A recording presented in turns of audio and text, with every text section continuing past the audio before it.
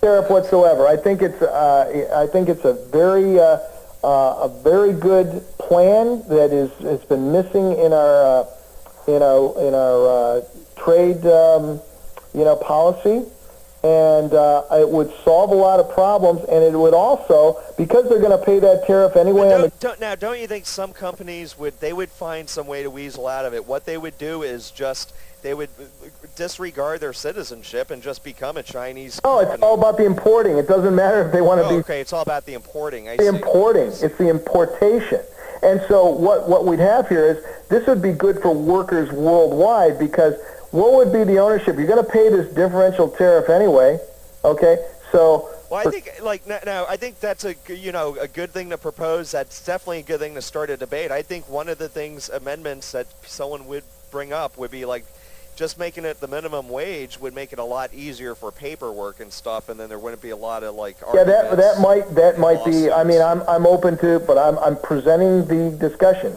Well, we're giving bailouts to companies that's like GM that set up shops in like China to make those cars and stuff, and while they're closing shops in Wisconsin and tax credit to close a plant here, tax credit, American tax dollars to open a plant overseas. So does that benefit the American economy? Yeah, I mean, honestly, I might not totally agree, but you know what? That doesn't dissuade me one single iota. You know what? I'm sick of people that harp on one thing they could get to someone and say, now I'm not going to support him.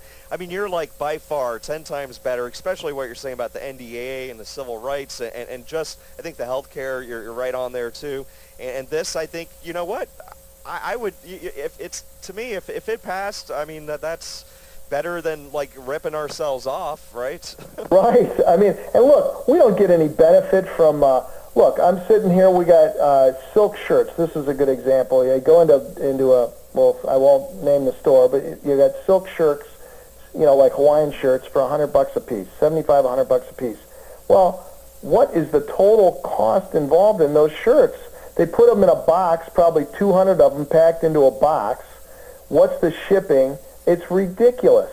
And how is it that we're benefiting from shirts made in China or Vietnam for, say, the total cost involved is $10, and they're charging retail $75, $100 for these things? I mean, it's something you have to consider. How are we, without going down to their levels, going to compete with that? I mean, now you have to really think. I mean, I've really thought hard about that, and I that's something that stumped me. It's like if you keep on competing with someone that's willing to work for nothing, I mean, how are you going to dig yourself out of that hole? I mean, I just can't picture it without some kind of something like that, like what you're talking about. So. Exactly. So I just came up with that while I was writing a progress note at work. I go, my God, that's a brilliant idea. I mean, just just let me make a couple of points there, because we've got a lot of time in here. I would be for, and a lot of people, Wall Street people are, in fact, the former CEO of Citibank was for reinstating Glass-Steagall by repealing the what is the name of the act? It's the one that Barney Frank and Chris Dodd. No, not the Dodd-Frank thing.